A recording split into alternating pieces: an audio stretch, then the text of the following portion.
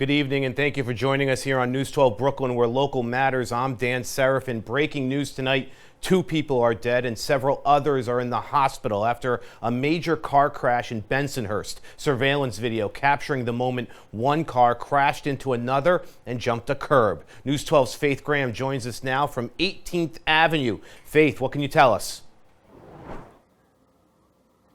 Well, Dan, this was just a horrible crash that ended up costing 2 people their lives. Now, this all happened around 1 o'clock this afternoon, and police say it was the result of a car speeding through a red light. Now, hours later, you can see it is still a pretty active scene. The 2 cars that were involved, that white car as well as that black car, are still here. And to put it into perspective, the magnitude of this crash, you can see that light post there on the ground right here on this street corner. It was completely ripped out. Now, this entire ordeal was caught on camera, although we do have to warn you, the video may be difficult to watch. This surveillance video shows a white car speeding through a nearby intersection right before the crash. Then another camera captures the moment the car flies through the intersection at 18th Avenue and 65th Street. It hits a black car and sends it spinning down the street. Bystanders can also be seen running away. Now, police say 2 people were killed and 5 others were rushed to the hospital, including the driver, who is now in custody. It's unclear whether or not all of the victims were inside the cars involved or if they were walking on the street, but it did cause quite a scare for people in the area. Witnesses tell us they heard a loud boom and ran outside to see people doing CPR, a very concerning and emotional scene. Yet for some, they tell us it wasn't a surprise, as this area is known for having people speeding through. It's crazy because, I mean, how could people drive so fast that they crash? You have to realize that if you're going to drive fast like that, you're going to crash. It's inevitable. I've been around 7 years, and I see it. It doesn't get any better. It just gets worse, and it's going to get worse because people don't care.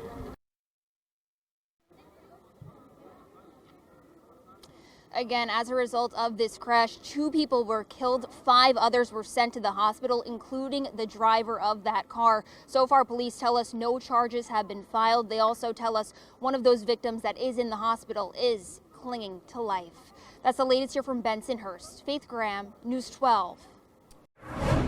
As the number of fires caused by e-bike batteries rises in the city, Mayor Eric Adams signed 5 new bills into law today and announced a plan that he says will promote safe electric mobility. Tonight, News 12's Samantha Cheney has more on what that plan includes.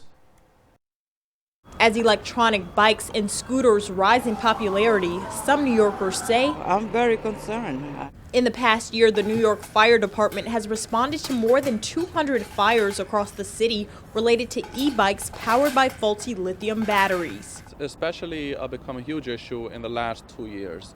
Since then, Councilmember Oswaldo Feliz says he's been working with the mayor on legislation that would address this issue. And today, those bills were passed. These bills ban the sale of uncertified vehicles as well as refurbished batteries. But the mayor says this package of bills alone won't resolve a problem that's become a critical safety issue for the city. The legislation and regulations that are in place now, they're not strong enough. They're not targeting the issues that we are facing. He introduced the Charge Safe, Ride Safe action plan. The plan builds on the work we are doing, including piloting outdoor and e-micromobility storage and charging areas at NYCHA properties and our deliveristas hubs. The mayor says it's a comprehensive plan that will need the support of all levels of government. E-bikes and e-scooters are here. You might as well get used to them. They're now part of our movement. Now we must make sure that they incorporated in our everyday lives in a safe and efficient manner. Feliz says the next steps in ensuring the safety of all New Yorkers is getting a proposed battery swap bill passed. He says this will allow all food delivery workers to trade in defective e-bike batteries for ones that are certified. In Allerton, I'm Samantha Cheney, News 12. Pat O'Keefe here at the Alert Center. Some breaking news coming out of Brooklyn Heights. The St. Francis College announcing that they will be canceling their athletics program after this spring semester. The news especially stunning given the timing, as the entire country is in the middle of enjoying March Madness. St. Francis's basketball seasons for its men's and women's teams, in fact, just wrapped up a couple of weeks ago, and it turns out those games will be their last. A statement released by the school this afternoon says that the college is undergoing a major restructuring, including moving the location of its campus, and one of the main components is the elimination of the Terriers athletics program at the end of the current school year. St. Francis offers 21 varsity sports teams and in recent years has excelled in men's soccer, water polo, and women's bowling. The men and women's basketball programs have also been competitive in the Northeast Conference. As recently as 2015, the men's team played in the NIT and came within one game of reaching the NCAA tournament. Now, in its statement, St. Francis did announce that it will honor all athletic and academic scholarships all the way through, even though students will no longer be participating in athletics. Athletic staff members and coaches, though, will be terminated at the end of the spring semester. Dan?